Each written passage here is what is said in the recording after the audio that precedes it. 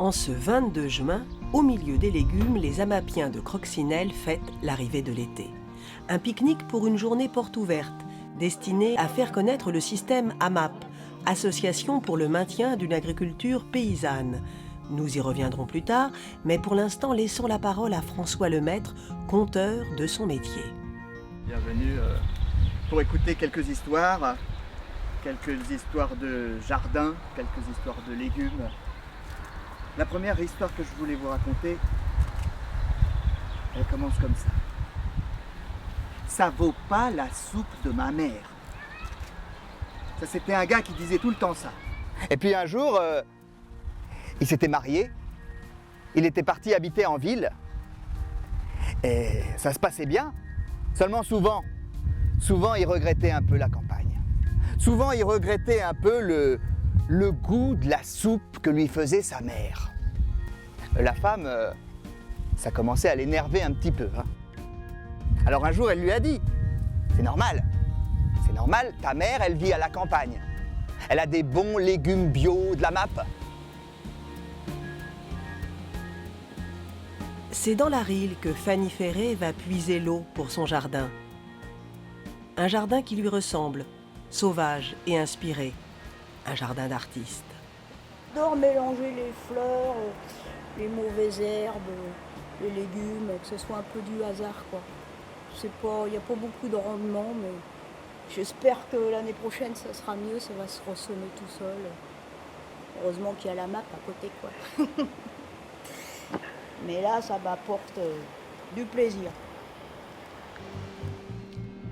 Plaisir de la lecture partagée pour François qui travaille à la médiathèque de l'Aigle. Aujourd'hui, il va hors de ses murs pour rejoindre la Madeleine.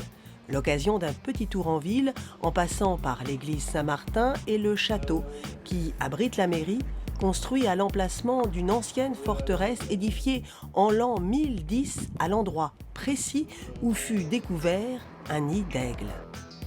Et puis l'église Saint-Jean, avec sa flèche d'ardoise qui a remplacé le clocher détruit par la foudre au début du XXe siècle. Arrivés dans le quartier de la Madeleine, les enfants le suivent pour écouter des histoires de leur choix. Prends le petit livre quand j'étais petit. Ah ouais, quand j'étais petit, il est trop marrant. S'il te plaît, François. Quand j'étais petit, je passais sous la table sans me baisser. Quand j'étais petit, je ne courais pas assez vite pour aller faire pipi. Et je devenais tout rouge quand j'avais la honte. Je me sentais encore plus petit quand j'étais puni. Mais surtout, quand j'étais petit, je voulais devenir grand. Conteur à la MAP chez Croxinelle, conteur ici à la Madeleine. En fait, vous êtes conteur partout. Ben oui, il n'y a pas tellement de frontières quand on raconte des histoires. C'est quoi l'idée justement d'aller comme ça d'endroit en endroit Qu'est-ce qui vous motive? Oh ben moi j'aime bien dans cette activité transmettre en fait. Transmettre des histoires, soit qui viennent de loin, que moi j'ai entendu mais qui sont qui traversent un peu le temps. Ici, là c'est un projet de la médiathèque. C'est un projet initié par la médiathèque pour proposer des activités aux enfants qui partent pas forcément en vacances, qui viennent pas d'eux-mêmes à la médiathèque. Donc là, on essaye de faire le pas pour venir à eux. Et des histoires, la Rille et son affluent, la Charentonne, pourraient en raconter. Des histoires liées à sa force hydraulique pour activer les roues des moulins à eau, à blé, à huile, à papier, ou encore les roues de la forge d'Aube qui permettaient d'actionner les marteaux battant le fer. Si la forge ne fonctionne plus depuis 1939, elle est aujourd'hui classée monument historique. À quelques centaines de mètres en aval, l'usine de Bois-Thorel à Ré n'utilise plus l'eau de la Rille comme force motrice, mais pour refroidir les machines. Créé en 1646, c'est l'un des plus anciens sites industriels de l'Orne. Depuis 2007, L'usine de Bois-Thorel fait partie du groupe KME, un groupe européen, italien, allemand et français, premier transformateur mondial de cuivre et d'alliage de cuivre. L'usine de Bois-Thorel occupe, elle, la première place sur le marché français et emploie 350 personnes. Elle y fabrique des barres pleines, des barres creuses et toutes sortes de fils en laiton. Autant de produits utilisés dans le bâtiment, l'automobile et dans toutes sortes d'applications électriques. Quelques kilomètres en aval plus loin, sur la commune de Saint-Sulpice-sur-Risle, une autre entreprise florissante, Bohain, créée en 1823, dernier fabricant d'aiguilles à coudre en France, une production authentique qui a conquis les États-Unis sous l'appellation Made in Normandie. Bohain possédait plusieurs usines sur la Risle. Certaines ont été revisitées et transformées. Ce patrimoine industriel a retrouvé chez Fanny Ferret, sculpteur, une seconde vie, un lieu de vie pour sa famille et pour exercer son art. On est près de tout, mais en même temps on est retiré, quoi. On est un petit peu à l'écart. On est protégé un peu dans un petit paradis, puis on a de l'espace. On a surtout des grands bâtiments pour stocker, pour bosser. On a un fils qui est un fou de pêche. Quand il a su que c'était au bord d'une rivière, là, il était emballé, quoi. C'est ce qui a fait passer la pilule pour le déménagement. Et je me suis rendu compte que mon boulot, il avait un peu transformé le jour où je suis arrivée là. J'ai fait plus de thèmes à base d'eau. J'ai fait des bateaux, des choses comme ça, des pêcheurs, des filles qui se lavent, des choses, mais inconsciemment, quoi, sans m'en rendre compte. Comment ça part, l'idée d'une sculpture? Ça part de quoi? L'idée d'une sculpture, j'imagine le personnage que je veux faire, quoi. Je me mets un peu dans sa peau. Je me mets un peu à sa place. Pas de modèle, pas de photo? Non. Non, j'aime pas d'ailleurs travailler d'après modèle, quoi. Ça me gêne. Non, je me mets à sa place, quoi. Je m'imagine rentrer dans sa peau. Et elle est partie, ou il est parti, pour faire quoi? Ça va être un homme, une femme? Là, ça va être une fille accroupie. Voilà, je pense que je vais faire une pisseuse. Fille qui pisse. C'est récurrent chez vous, la pisseuse? Oui, c'est un thème qui revient souvent. Ouais. Mais là, je vais faire une petite. Tout ce que vous constituez, créez, sculptez comme personnage, c'est quoi? C'est une tribu? C'est une famille? C'est plus une tribu qu'une famille, quoi. C'est des gens qui vivent ensemble, qui vont dans une même direction, quoi. Et de quelle origine? C'est des terrestres, c'est des humains, quoi. Ils sont d'origine terrestre, uniquement. Je fais des gens avec qui j'aimerais partir, quoi. Ils me font voyager. Je suis une sédentaire, mais je voyage avec les personnages que je fabrique. Et je crois que je suis une voyageuse, mais par ce boulot-là, je ne peux pas. Donc quelque part, je voyage mieux en travaillant qu'en partant. Je voyage mieux sur place. Mais je pense que c'est quand même toujours dans ma tête. Donc ouais, c'est ça, je suis une voyageuse sédentaire. L'usine Bohain vous a sollicité pour un projet? Ouais, normalement il faut un musée de l'usine et ils veulent donc que je représente des personnages dans l'histoire de l'aiguille, quoi. Du début, comment ça a commencé jusqu'à maintenant, comment l'aiguille a évolué à travers le travail. Donc je vais représenter en plusieurs séquences. Et ça me plaît, quoi. Je trouve ça marrant à faire. Une façon de faire résonner l'ancienne usine de Bouvier où habite Fanny Ferret aujourd'hui avec le son du travail des ouvrières d'antan. Autre institution, le marché. La comtesse de Ségur, dans les Mémoires d'un âne, le décrivait ainsi. Tous les mardis, il y a dans la ville de l'Aigle un marché où l'on vend des légumes, du beurre, des œufs, du fromage, des fruits et autres choses excellentes, et aussi des ânes. Silence autour. Bonjour Monsieur Fossé, comment allez-vous? Bien et vous? Alors 2 mètres, c'est ça? Oui. 2,73 s'il vous plaît. C'est un peu, dans l'histoire de l'Aigle, une institution ce marché. De père en fils, on amène les enfants au marché de l'Aigle. Il a cette réputation, il a ce caractère terroir. Allez, on y va dans la boule, messieurs, dames, superbe boule ce matin, c'est le top, hein. Le top du top dans la superbe boule charmante, messieurs, dames, hein. Depuis combien de temps vous êtes sur le marché de l'Aigle? Ben, vous savez, hein, ça fait 30 ans. 30 ans. J'étais toute petite. Qu'est-ce qu'il a de spécifique? Ben, parce qu'il y a de tout hein, sur le marché de l'Aigle.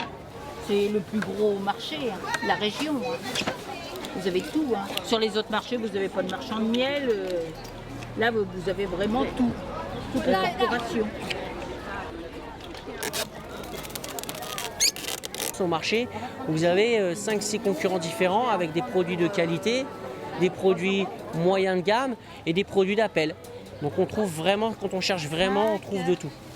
Et c'est ça qui est bien, c'est que si un jour je ne suis pas satisfait avec un commerçant de son produit, je peux aller chez son concurrent. Et le commerçant, lui, il sera obligé de se remettre en question et de se dire, bah, pour regagner mes clients, il faut peut-être que je sois plus souriant, peut-être que je change de gamme de produits. Donc c'est vraiment l'école de la vie et du commerce. Bonne semaine, toi aussi. Madame. Je viens surtout pour prendre des fruits directement au producteur. C'est ce qui m'intéresse le plus. Bon là, je sais que le monsieur il est du Maine-et-Loire et donc je préfère prendre mes fruits chez lui. Et vous connaissez la dame? Et je connais la dame puisqu'on fait de la marche nordique ensemble. C'est pour ça. En plus, c'est plus agréable quand on connaît. Et le gîte, comment ça marche? Eh bien, en ce moment, il est occupé. Ils sont 13 personnes. Il y a beaucoup d'enfants. Enfin, il y a 5 enfants, donc les gens ne bougent pas trop. Ils sont surtout là pour se reposer, être au calme avec les enfants. Bon, dimanche, ils sont allés à Gauville quand même, parce que c'était la fête de la moisson. Mais sinon, ça se passe bien.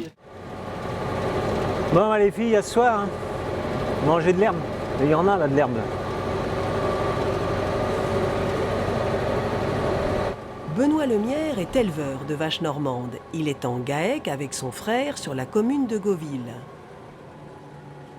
Ah oui, il y en a encore qui sont à la pêche. Ouais, il restait des truites hier. Tout n'a pas été pris. Ça meurt? Non? Autant il en reste? Impliqué dans la vie de sa commune, il est bénévole pour la fête de la moisson. Tiens, voilà déjà des tracteurs. Une fête qui a lieu tous les ans, fin juillet, depuis 17 ans. Comme son frère, Alain, son jumeau, a répondu présent pour le jour J. Bien. Ils ont qu'un âne, donc Le après camion, c'est il doit rester à côté. Bon, non, je vais essayer de voir avec. Le sens de la fête de la moisson, c'est faire la moisson à l'ancienne, faire ressortir de vieux métiers. Bon, c'est devenu... C'est compliqué, parce qu'il y a de moins en moins de bénévoles, de moins en moins de gens qui ont des notions, comment ça se faisait à l'époque. Donc tu vas voir tout à l'heure les gens qui viennent avec le bœuf et tout ça, bon, moi c'est vraiment de passionnés aussi. Ça devient de manifestations de passionnés.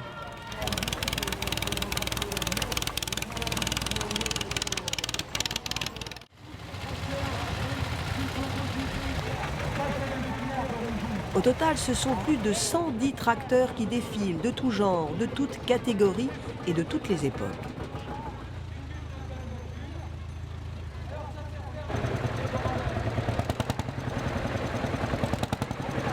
Qui dit moisson à l'ancienne dit matériel ancien, avec son lot d'avaries, mais les Lemierre sont vigilants. C'est bon? C'est bon, vas-y. Vous pouvez y aller, Nicolas, il est là-bas. Alors c'était une panne? Une panne, oui. On avait oublié de fermer un volet. Hein? Comme on n'est pas habitué par ce matériel. Un petit réglage.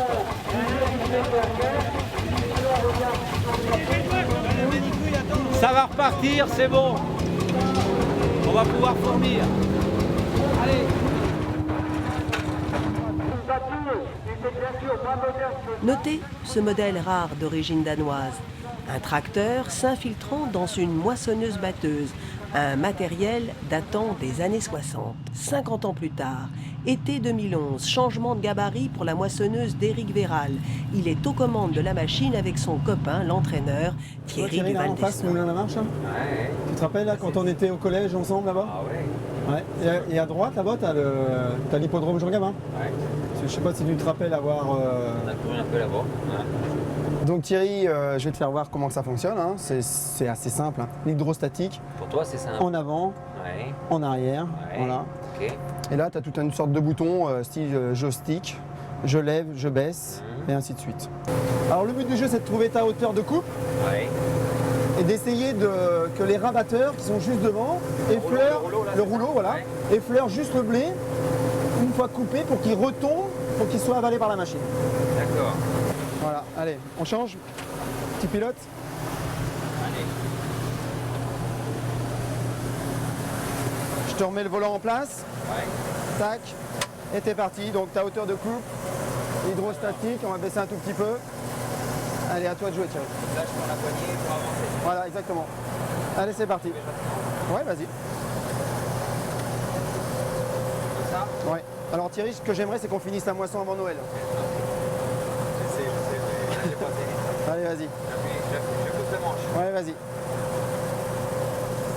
C'est bien. Un petit peu plus haut. Donc ça fait gigot là. Voilà. Un petit peu plus bas là. Tu vas baisser le rabatteur. Hein? Ouais, voilà. Baisse. Non, là tu vas la monter. Baisse. Vas-y, baisse. Voilà. Et là, j'enlève là. Voilà, relève. Allez, vas-y, relève. Et c'est parti. Et tu vas jusqu'au bout là-bas. Je l'autre bout. Allez, c'est sensible. Impressionnant. Ouais. Donc là, à droite. Boum. Et là, tu te ralignes, t'es impeccable. Un petit peu de marche avant. Voilà, la hauteur de tes rabatteurs, là, tu es bien. Je suis bien là. Vas-y, tu vas attendre que la rente de paille soit passée. Vas-y, baisse. Voilà. Et là, je baisse. C'est la flèche du bois, tu vas Ouais, dire. ouais. Voilà. Impeccable. Là, je suis à combien en vitesse là? Là, attends, on va regarder. 4,8. 4,8. Ouais, voilà, ça va pas trop vite, c'est bien, bien. quoi. Il y a du blé, quoi. Il y a du blé là, donc c'est parfait, quoi.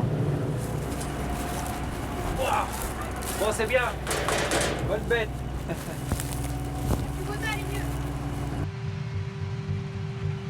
Et ce soir-là, les moissonneuses vont tourner dans le pays d'Ouche, jusque tard dans la nuit.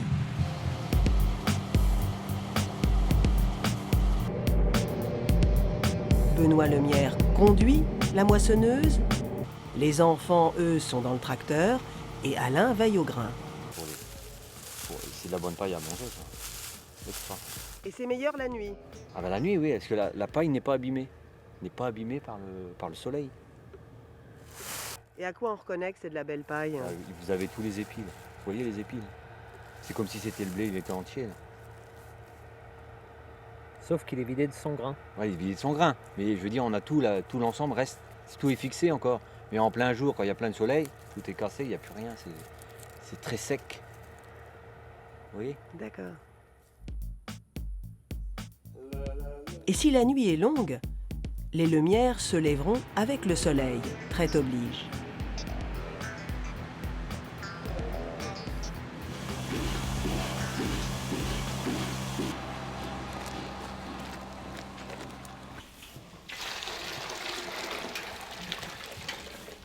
Tous ces veaux-là sont destinés pour la Charentonne. C'est en veau gras, quoi. C'est des veaux gras. Hein. C'est des veaux qui sont bientôt arrivés. Là. La Charentonne entendait un circuit court entre production et vente. Une association créée par des agriculteurs de la Ferté-Fresnel, les Lemierre en font partie. Autre label auquel ils adhèrent, le label AOC. Pour faire de l'AOC, il faut aller surface en herbe. Hein. Et puis, il faut être en normande. Il n'y a aucune normande qui se ressemble. Et puis la normande, une vraie normande, elle a des lunettes. On regarde à sa tête, elle a des belles lunettes. Ça, c'est de la belle normande. Moi, quand je me suis installé, il n'y avait que des normandes sur l'exploitation. Et j'ai continué. Et puis, ça a suivi le chemin. Et puis, ça nous plaisait. On avait aussi bien du lait que de la viande. Donc, on a continué. Ici, on est quand même dans une région du pays d'Ouche où on a tout, quoi. On a du maïs, on a de l'herbe. Faut travailler avec ces produits qu'on a sur la ferme. Il faut être autonome. On sait ce qu'on consomme, quoi. Donc, et c'est important pour le consommateur après. Il sait avec quoi qu'on nourrit nos vaches. Donc il le voit, comme c'est dans la région. Donc ça c'est important. Et on n'a rien à cacher. Aujourd'hui il faut pas, il faut dire la vérité. Hein. Il faut de la traçabilité. Aujourd'hui c'est ça que les consommateurs veulent. Le programme du festival qui n'a pas son programme. Voilà. Festival, château de la comtesse de Ségur. Festival, un festival qui a lieu tous les 2 ans à Aube. Des commerçants aiglons s'y impliquent. Le Réveil Normand en a fait son feuilleton de l'été car cette année, le festival a lancé sa BD avec le concours d'une maison d'édition normande dirigée par Raphaël Tanguy, spécialiste des ouvrages collectifs. L'âne est vraiment très représenté dans la littérature, que ce soit dans les fables, dans les contes, dans les légendes, etc. Il y avait un choix énorme. Et donc on a essayé de montrer une palette large en se basant sur plein d'auteurs différents en fait.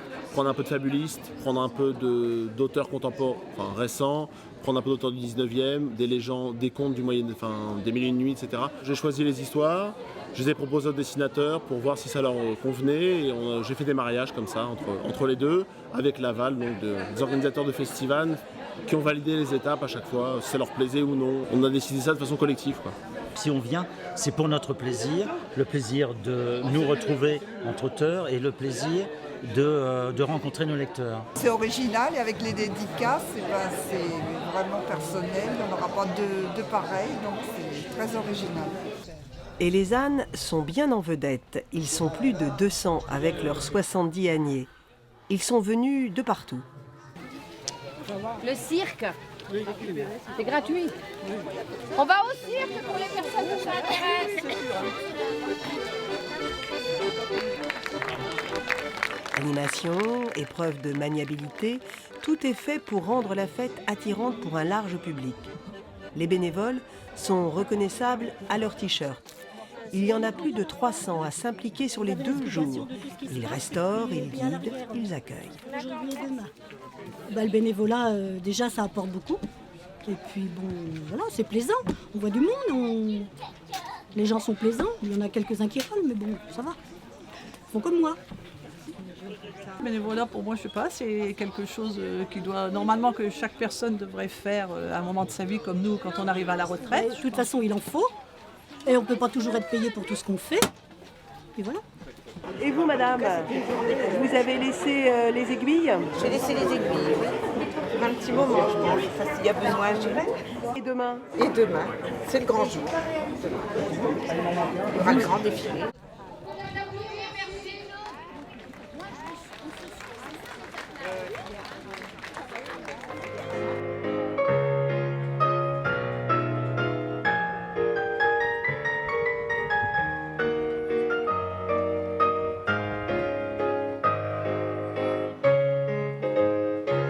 Des costumes d'époque aux outils du jardinier, nous retournons à l'AMAP auprès de bénévoles, là encore. C'est une copine qui m'a dit, puis je dis bah oui, tiens, quand on était jeune, jardinier chez les parents, et puis en HLM, on n'a pas de jardin, donc idéal, voilà. C'est rêver, faire du jardin, à 2 pas de chez soi. On vient quand on veut, on fait ce qu'on veut, c'est pas comme à son propre jardin qu'on est obligé d'y aller tous les jours, d'arroser. Là, nous on vient, on fait ce qu'on veut, ce qu'on peut. Il n'y a pas d'obligation, c'est ça qui est bien. Pourquoi l'AMAP? Parce que pourquoi aller chercher loin ce qu'on a tout près et sain? Cet après-midi, j'ai passé l'après-midi à faire les paniers. Il m'arrive. Hier, t'as mis les numéros. Hier, je suis venue peindre, faire de la peinture. C'est multitâche, multi-visage, multitâche. Et puis ça permet de rencontrer des gens qu'on ne côtoierait pas dans le milieu professionnel ou familial et autres. C'est un échange de milieux de toute catégorie. Là, ici, il n'y a pas d'intermédiaire, il y a un prix juste, un produit de qualité. Il y a un investissement associatif, voilà. Dans cette AMAP, les terres ont été cédées par la communauté de communes de l'Aigle et le producteur est ici salarié de l'association. Après moi c'est une passion, hein. J'étais passionné de jardinage étant petit et puis ça a évolué du coup vers le maraîchage. Et qu'est-ce qui vous passionne? La culture des plantes, le travail de la terre. Puis après au niveau maraîchage comme ça on a une grande diversité de légumes. Comme des tomates par exemple, je travaille beaucoup avec des variétés anciennes, des variétés assez rustiques quoi. Assez rustiques mais qui sont moins productifs que des hybrides. Moins productifs mais plus goûtus, enfin je trouve ça assez riche quoi, de pouvoir continuer à cultiver ces variétés. Quoi. Essayer de les sauver surtout parce que avec tous les hybrides, il y a beaucoup de variétés qui disparaissent chaque année. Dernier moment de l'été en musique sur la commune du Ménil-Bérard, une scène ouverte pour des groupes du coin comme les Mégots.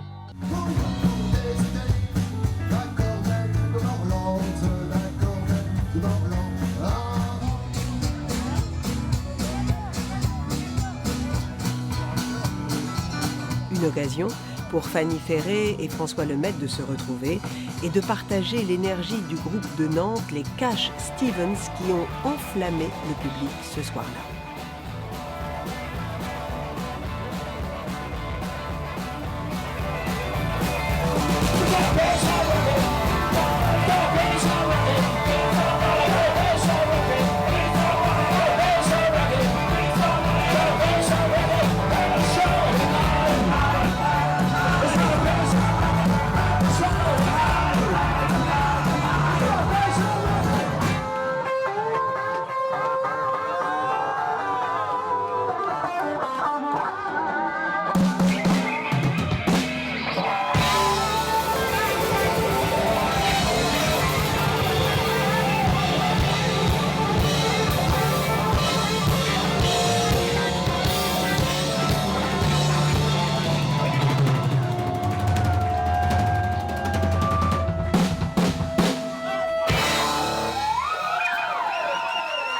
Merci.